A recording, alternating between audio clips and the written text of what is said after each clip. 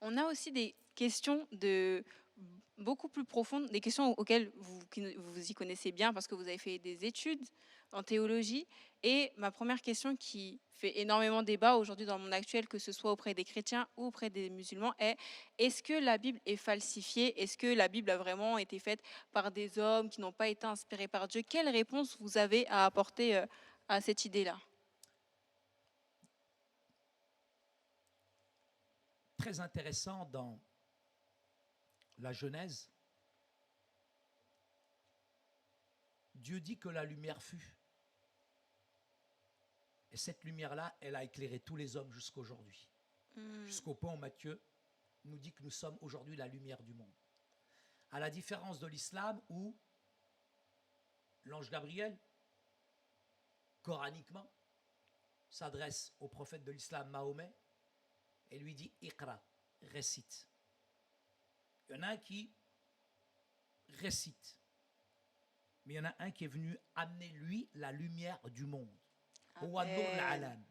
Et là, c'est la grande différence où je crois que la Bible, pour moi, de la Genèse à l'Apocalypse, est un livre divin apporté avec des messagers qui ne se connaissent pas à des temps différents et tous nous amènent à une seule chose, à cette croix qui se dresse, où un homme suspendu entre le ciel et la terre, il a dit un mot, il a prononcé un mot qu'aucun prophète n'a prononcé, tout est accompli. À la différence d'un texte coranique que nous connaissons, 114 chapitres, 6236 versets, où il n'y a pas un mot qui nous ramène au salut. Jésus, le Christ, nous dit « Je suis » et il l'est. Et c'est très important à celui qui croit, à celui qui le reçoit. Il a donné pouvoir, force, capacité d'être son enfant. Dans l'islam, on n'est pas des enfants de Dieu, nous sommes esclaves. C'est ça la différence. Dans l'islam, nous sommes esclaves. Dans la Bible, nous sommes enfants de Dieu. Et pour moi, la grande différence entre ces, si on peut appeler ça un monothéisme, mais c'est des grandes différences entre ces différents monothéismes, c'est le Christ qui véritablement est venu tout accomplir à la croix, qui prend nos péchés et qui nous donne véritablement la vie éternelle. Tous les prophètes sont morts. Un seul est ressuscité et a confirmé toutes les Écritures, elles sont accomplies en lui et il a été annoncé dès la Genèse. Lorsque nos premiers parents ont péché, Dieu les a recouverts de la peau d'un animal, symbole d'un sacrifice. Le peuple dans le désert qui a erré, avant d'errer pour sortir de l'esclavage, Dieu leur a dit vous prendrez un agneau sans défaut. Vous poserez le sang sur les linteaux. Le sang qui est le symbole aussi du sacrifice et du salut. Et là, il fallait un agneau sans tache, quelque chose de parfait. Et quand Abraham a voulu égorger son fils, il est apparu aussi ce symbole de sacrifice. Quand Jean le Baptiste, l'un des plus grands prophètes, c'est l'un des plus grands prophètes, avant la dispensation, en tout cas de la grâce, quand il va voir le Christ, Jean le Baptiste dira « Voici l'agneau parfait qui ôte le péché du monde. » Et pour moi, aujourd'hui, la Bible, elle est la parole de Dieu. Quand on me dit qu'elle a été falsifiée, je leur dis oui. Ok, elle a été falsifiée, je suis d'accord avec toi. Mais je leur donne la Bible. Yes. Où elle a été falsifiée? Par qui elle a été falsifiée? Comment elle a été falsifiée? Mais quand? À partir de quoi? Donc, ok, elle a été falsifiée. Je leur offre la Bible et on se revoit la semaine suivante. Montre-moi où elle a été falsifiée. La Bible, c'est la première puissance mondiale. Et quand tu prends la Bible, c'est une semence incorruptible qui agit mystérieusement et surnaturellement. Et quand tu lis la Bible, c'est très important ce que Dieu confirme. Ce n'est pas mes techniques, mes méthodes, même s'il en faut, et mes arguments, c'est la puissance de la parole de Dieu. Et la parole de Dieu, elle est une semence qui agit mystérieusement et surnaturellement. Elle est capable de transformer, de changer une vie. Elle est extraordinaire, cette parole. Et la parole se suffit à elle-même. Donc, si on me dit que la Bible a été falsifiée, je dis oui, ok. Tiens, je te donne la Bible et montre-moi où elle a été falsifiée. Écoute, en cherchant les erreurs dans la Bible, j'ai été touché par le message de l'évangile de voir un homme qui n'a jamais péché, jamais menti, jamais triché, qui était pur, qui était parfait, crucifié à ma place. Et ce n'est pas les clous qui la gardent sur la croix, c'est l'amour qu'il a pour moi. C'est Et quand ça. on regarde la continuité de la véracité des Écritures, de la Genèse à l'Apocalypse, quand on traverse tous les livres, tous les prophètes, le Nouveau Testament est caché dans l'Ancien. L'Ancien nous révèle le Nouveau. On voit toute la puissance, toute la mesure, nier l'existence de la Bible, nier scientifiquement, culturellement, je dirais la Bible, c'est nier toute l'histoire de l'humanité quelque part.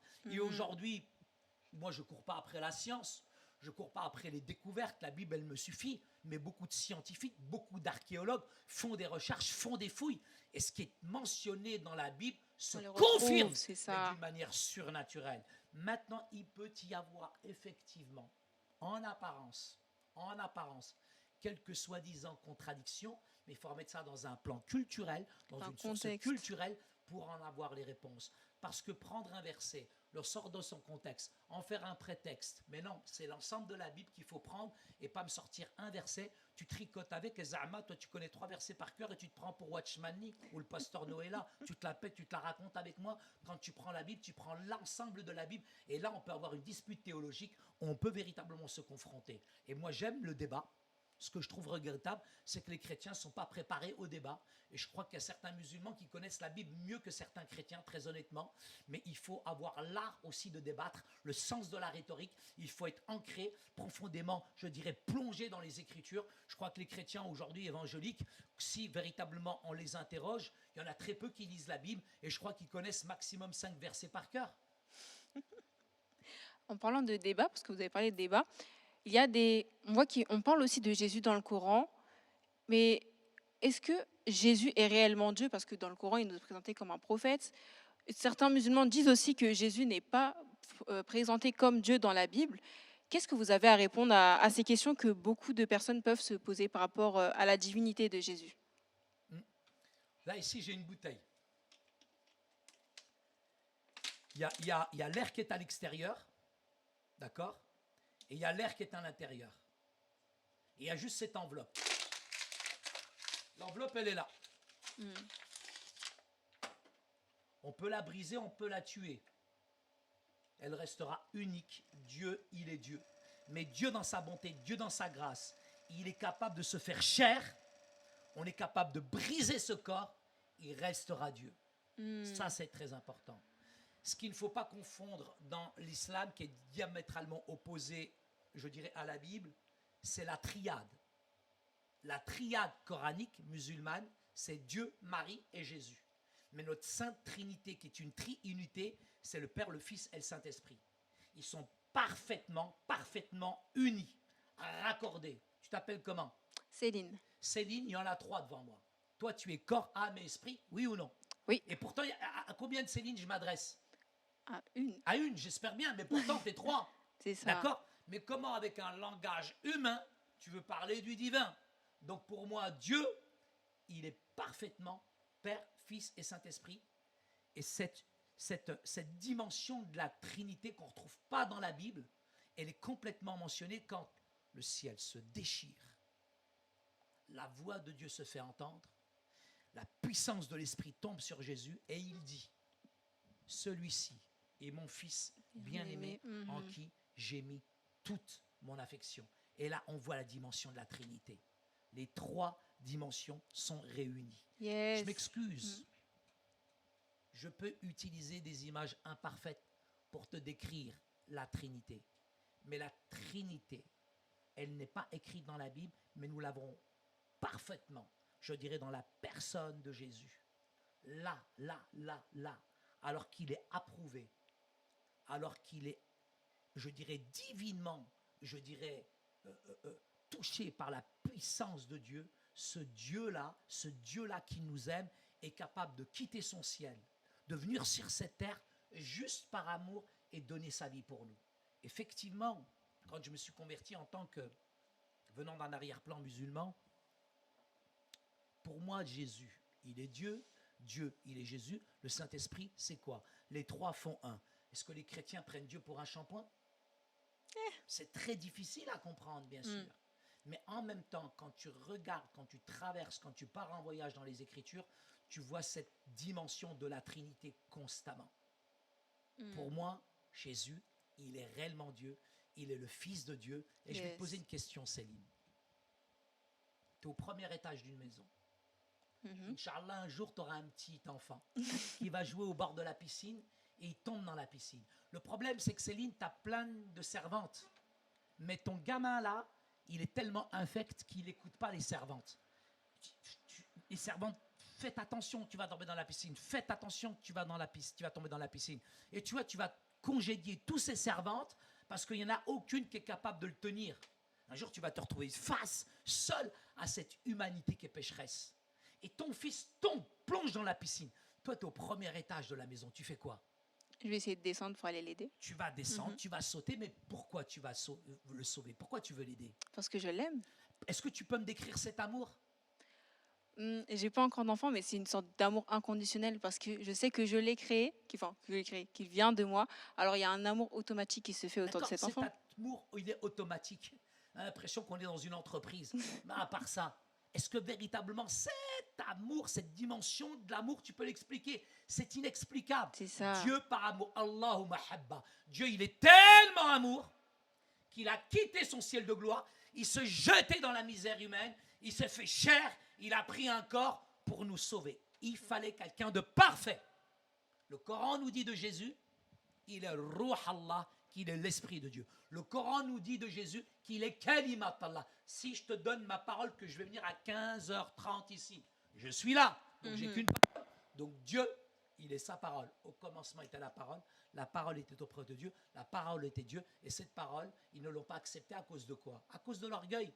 Mais pourtant, cette parole s'est faite chair. Elle est venue, elle a habité parmi les hommes. Mais les hommes ne l'ont pas reçue. À cause de quoi? À cause de leur endurcissement, à cause de leur cœur. Donc pour moi, effectivement, cette notion de Trinité, de Fils de Dieu, elle est assez pour l'intellect difficile à comprendre. Mais pourtant, quand on traverse les Écritures, eh bien, elle est là.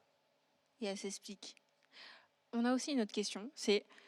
On voit que dans la Bible, alors que Jésus était encore sur terre, il nous parle d'un consolateur qui viendrait après lui, que quelqu'un viendrait après lui. Et beaucoup de nos amis musulmans pensent que cette personne-là est le prophète Mahomet. Alors, ça, c'est une question récurrente. Si Muhammad était le consolateur, l'esprit de vérité, qui viendra, qui nous conduira dans toute la vérité, les musulmans confondent souvent le paraclet et le périclitos. Parce que dans la langue, effectivement, en hébreu, il y a la racine Ahmadou, Ahmadouka. Et donc, c'est très intéressant de voir que les musulmans confondent. Mais si c'était Mahomet qui allait habiter en moi, la personne du Saint-Esprit, c'est pas possible, théologiquement. Donc là, il y a une incompréhension et il y a aussi une récupération volontaire de certains détracteurs, de certains théologiens musulmans, comme Ahmed Didat, etc., qui a été le premier, je dirais, à nous dire que le consolateur était éventuellement la personne de Mahomet. Mais nous avons beaucoup de théologiens musulmans qui ont contredit, qui ont détruit cette théorie, parce que finalement, ça ne tient pas debout, et ce serait vraiment, je dirais même une offense à Mahomet que de dire qu'il serait finalement le consolateur. Donc cette question-là, beaucoup vont l'utiliser, mais quand on est quand même un peu aguerri, et quand on connaît, quand on maîtrise un peu la Bible, quand on maîtrise un peu les textes coraniques, c'est quelque chose qui aujourd'hui ne tient plus véritablement debout aujourd'hui. Qui ne tient pas la route. Mais du coup, est-ce que le prophète Mahomet est-il aussi, dans la continuité, un prophète pour les chrétiens? C'est important de vous dire que Jésus, il a dit, je suis le commencement et je suis la fin. Je suis l'alpha et je suis l'oméga. Yes. Il a dit, je suis le chemin. Donc, si j'ai un peu d'intelligence et de raison, pourquoi je vais, je dirais, croire en un autre message plutôt que celui que le Christ m'a amené? Si tu as une épine dans le pied, Céline, tu ne vas pas la chercher dans la tête, c'est logique. Oui. L'épine, tu vas l'enlever parce qu'elle est dans le pied. Donc, il faut faire juste un peu de typologie. Donc, il faut revenir aux racines des choses. Dès la Genèse, comment le message est parvenu jusqu'à Christ. Et quand je regarde le message, oui, Ésaïe 53, il est venu, sans tache, sans éclat, sans beauté. Et pourtant, ce sont nos péchés dont il s'est chargé. Il est parlé de qui? De Mahomet? Quand on traverse les psaumes, quand on traverse Ésaïe, on voit à quel point, d'une manière précise, on va lui arracher. Sa face était comme un caillou. Mais de qui il parle là? Donc, comment moi je vais croire dans un autre message qui n'est pas celui finalement des Saintes Écritures, de la Genèse à l'Apocalypse? Aujourd'hui, effectivement, il y a beaucoup de prophètes et de prophétes. Mais pour moi, honnêtement, Mohammed est le prophète de l'islam. Mais C'est si ça. sur un plan maintenant historique, je reviens, je dirais, dans l'histoire, moi je vois bien que dès la Genèse, il nous est annoncé un plan de salut. Et ce plan de salut, il se finit, il s'achève quand le Christ est crucifié et qu'il est ressuscité. Et du moment que le Christ est ressuscité, il nous dit et voici, je suis avec vous jusqu'à la fin du monde. Yes. C'est pas Mahomet qui est avec moi, c'est le Christ qui est avec moi. Je respecte toutes les religions, mais seul le Christ m'a sauvé. Donc c'est à lui que je m'adresse, c'est pour lui que je vis, c'est pour lui que je meurs, et pas un autre message. Amen. Et est-ce que vous auriez un mot à dire à nos amis musulmans qui peuvent nous regarder en ce moment même? Alors moi c'est très important de leur dire, c'est simple. Tout ce que Saïd vous dit, l'écoutez pas. Prenez la Bible, prenez la parole de Dieu et prenez le Coran. Et faites une étude comparative entre la Bible et le Coran. Et regardez véritablement, théologiquement, comment est présenté les prophètes dans le Coran et dans la Bible. C'est très important de regarder les personnages bibliques. Des personnages bibliques comme Abraham, comme Moïse, comme Jésus. Et vous verrez la grande différence. C'est facile de me dire que tous les chemins mènent à Marrakech, etc. C'est pas vrai. C'est facile de me dire qu'on a des points de convergence. Mais on a des grands points de divergence entre l'islam et le christianisme. Et c'est important de voir les points de divergence plutôt que les points de convergence. On a un seul Dieu, Dieu est créateur. Ok, tout ce baratin-là, vous le gardez pour vous. Mais maintenant, moi, je vous dis que l'Abraham du Coran n'a rien à voir avec l'Abraham de la Bible. Que la notion du salut, la notion du péché n'a rien à voir avec dans le Coran, n'a rien à voir avec dans la Bible. Pourquoi? Parce que la notion dans le péché, c'est quoi? Adam, il demande pardon à Dieu le jour du vendredi. C'est pour ça que les musulmans vont à la mosquée le vendredi. Mais tout redevient dans l'ordre. Donc d'un point de vue coranique, la notion du péché n'a pas été faussée, n'a pas été gauchie. Donc tout redevient dans l'ordre. On fait des bonnes œuvres et on va au ciel. Tu peux tout faire pour atteindre le ciel, tu n'arriveras jamais à l'atteindre. Parce que le ciel, il nous a atteint il y a 2000 ans. Et c'est là la grande différence entre la religion. Parce que la religion, finalement, ce sont des œuvres. On rachète, on khalas, on gagne des points. C'est pas le permis à points avec Dieu. Tu peux faire ce que tu veux, etc.